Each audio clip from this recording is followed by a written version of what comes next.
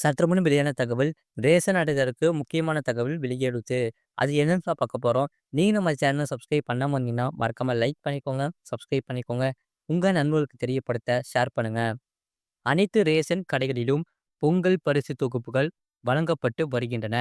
இந்த நிலையில் பொங்கல் பரிசு தொகுப்பு அனைவரும் விரைந்து பெற்றிட ஏதுவாக வெள்ளிக்கிழமை அனைத்து ரேஷன் கடைகளிலும் வழக்கம் போல் செயல்படும் என உணவு பொருள் வழங்கல் மற்றும் நுகர்வோர் பாதுகாப்புத்துறை இயக்குனர் அறிவித்துள்ளார்.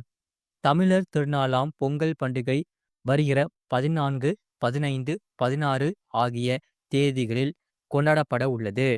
பொதுவாக பொங்கல் பண்டிகையை கொண்டாடுவதற்காக பொங்கல் பரிசு தொகுப்பு வழங்கப்படுவது வழக்கம். அந்த வகையில் 2,20,94,585 அரிசி அட்டைதாரர்கள் மற்றும் இலங்கை தமிழர் மறுவாழ்வு முகாம்களில் வசிக்கும் குடும்பத்தினர்களுக்கும் 1 கிலோ பச்சரிசி, 1 கிலோ சர்க்கரை மற்றும் முழு கரும்புடன் கூடிய பொங்கல் பரிசு தொகுப்பு வழங்கப்படும் என்று தமிழக முதல்வர் மு.க.ஸ்டாலின் அறிவித்திருந்தார். பொங்கல் பரிசு தொகுப்பு விநியோகத்துக்காக அரசு சார்பில் ரூபாய் 249.76 கோடி நிதி ஒதுக்கீடு செய்யப்பட்டிருந்தது. மேலும் பொங்கல் பரிசு தொகுப்புடன் 1,77,22,000 இலவச வேட்டி மற்றும் அதே எண்ணிக்கையில் இலவச சேலைகளும் பொங்கல் பரிசு தொகுப்புடன் வழங்கப்படுகிறது. இதற்காக ரூபாய் 600 கோடி ஒதுக்கீடு செய்யப்பட்டிருக்கிறது. இந்த பொங்கல் பரிசு தொகுப்பு விநியோகத்திற்காக டோக்கன்களை ரேஷன் கடை ஊழியர்கள் வீடு வீடாக சென்று வழங்கினர். பொங்கல் பரிசு தொகுப்பு பொதுமக்களுக்கு வழங்கப்பட்டு வருகிறது. தமிழகம் முழுவதும் உள்ள 37,224 ரேஷன் கடைகளிலும் பொங்கல் பரிசு தொகுப்பு மற்றும் இலவச வேட்டி சேலைகள் வழங்கும் பணி நடந்து வருகிறது. கூட்டுறவுத்துறை, வருவாய்த்துறை, ஊரக வளர்ச்சித்துறை மற்றும் கைத்தறித்துறையை சேர்ந்த சுமார் 50,000 அரசு ஊழியர்கள் மற்றும் பணியாளர்கள் பொங்கல் பரிசு தொகுப்பு விநியோகிக்கும் பணியில் ஈடுபட்டுள்ளார்கள்.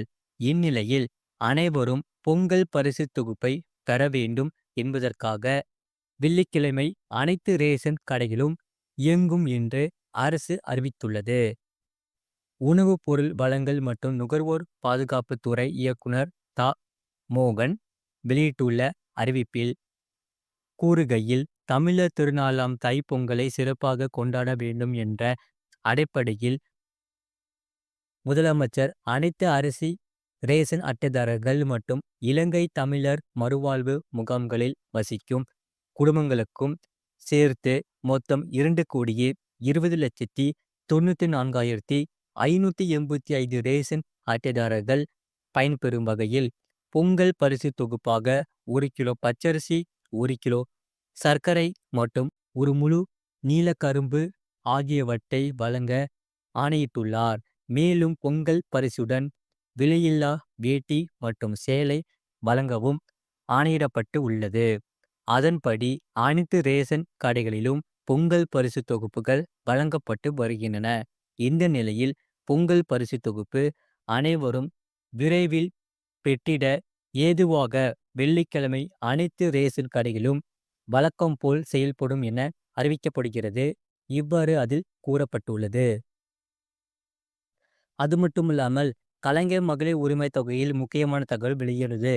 அதாவது பெண்களுக்கு வழங்கப்படும் கலைஞர் மகளிர் உரிமை தொகை திட்டம் இன்னும் 3 மாதங்களில் விரிவாக்கம் செய்யப்படும் என அறிவித்துள்ள துணை முதலமைச்சர் உதயநிதி ஸ்டாலின் விதிமுறைகள் குறித்தும் விளக்கியுள்ளார். தமிழ்நாடு முழுவதும் கலைஞர் மகளிர் உரிமை தொகை திட்டம் சிறப்பாக செயல்படுத்தி வருகிறது. 1,15,00,000 பெண்கள் மகளிர் உரிமை தொகை திட்ட பயனாளிகளாக இருக்கின்றனர். அவர்களுக்கு 1000 ரூபாய் மாதந்தோறும் வழங்கப்படுகிறது. பெண்களின் வங்கி கணக்குகளுக்கு நேரடியாக இந்த 1000 ரூபாய் வரவு வைக்கப்படுகிறது. ஆனால் இந்த திட்டத்தின் பயனாளிகளின் எண்ணிக்கையை அதிகரிக்க வேண்டும் என மக்களின் நீண்ட நாட்களின் கோரிக்கையாக உள்ளது. அதாவது கலைஞர் மகளிர் உரிமை தொகை திட்டம் விரிவாக்கம் செய்யப்பட வேண்டும் என கோரிக்கை வைக்கப்பட்டுள்ளது. இது குறித்து தமிழ்நாடு அரசு தீவிரமாக பரிசீலித்து வந்தது. ஏனென்றால் அரிசி ரேஷன் அட்டை வைத்திருக்கும் தகுதி வாய்ந்த பெண்கள் பலரும் கலைஞர் மகளிர் உரிமை தொகை பெறாமல் உள்ளனர். அமைச்சர்கள், சட்டமன்ற உறுப்பினர்கள் என எல்லோரிடமும் கலைஞர் மகளிர் உரிமை தொகை திட்டத்தின் கீழ் எப்போது எங்களுக்கும் 1000 ரூபாய் வழங்குவீர்கள் என பெண்கள் கேட்டு வந்தன. இது குறித்து திருச்செங்கோடு சட்டமன்ற உறுப்பினர் ஈஸ்வரன் சட்டப்பேரவையில் கேள்வி எழுப்பினார். கலைஞர் மகளிர் உரிமை தொகை திட்டத்தை விரிவாக்கம் செய்யப்படுமா, எப்போது செய்யப்படும் என்று கேள்விகளை முன்வைத்தார். அதற்கு பதில் அளித்த துணை முதலமைச்சர் உதயநிதி ஸ்டாலின், என்னை உட்பட அனைத்து அமைச்சர்கள் மற்றும் சட்டமன்ற உறுப்பினர்களிடமும் பெண்கள் கலைஞர் மகளிர் உரிமை தொகை குறித்து கேள்வி எழுப்பி வருவதாக கூறினார். இது குறித்து அரசு ஏற்கனவே ஆலோசனை கூட்டம் நடத்தியுள்ளதாக கூறினார். முதலமைச்சர் அறிவுறுத்தலின் பேரில் கலைஞர் மகளிர் உரிமை தொகை திட்டம் இன்னும் 3 மாதங்களில் விரிவாக்கம் செய்யப்படும் என்று துணை முதலமைச்சர் உதயநிதி ஸ்டாலின் அறிவித்தார்.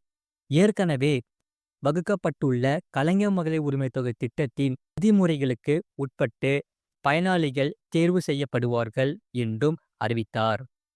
துணை முதலமைச்சர் உதயநிதி ஸ்டாலினின் இந்த அறிவிப்பு மக்களுக்கு மகிழ்ச்சியை ஏற்படுத்தியுள்ளது. இதுவரை விண்ணப்பிக்காதவர்களும் கலைஞர் மகளிர் உரிமை தொகை திட்டத்திற்கு விண்ணப்பிக்கலாம். இது போன்ற செய்திகளை உடனுக்குடன் அறிந்து கொள்ள மறக்காம சேனலை சப்ஸ்கிரைப் செய்யுங்கள். மற்றவர்களுக்கு தெரியப்படுத்த ஷேர் செய்யுங்கள். அதாவது ரைட் சைடு கீழே பார்த்தீங்கன்னா ரெட் கலர் ஒரு பாக்ஸ் இருக்கும். அதான் சப்ஸ்கிரைப் பட்டன். அதை நீங்கள் சப்ஸ்கிரைப் பண்ணிக்கோங்க. பக்கத்தில் பெல் பண்ணி ப்ரெஸ் பண்ணிக்கோங்க. உங்கள் நண்பர்களுக்கு தெரியப்படுத்த ஷேர் பண்ணுங்கள். இந்த வீடியோ பிடிச்சிருந்தா மறக்காமல் வீடியோக்கு லைக் போட்டுக்கோங்க.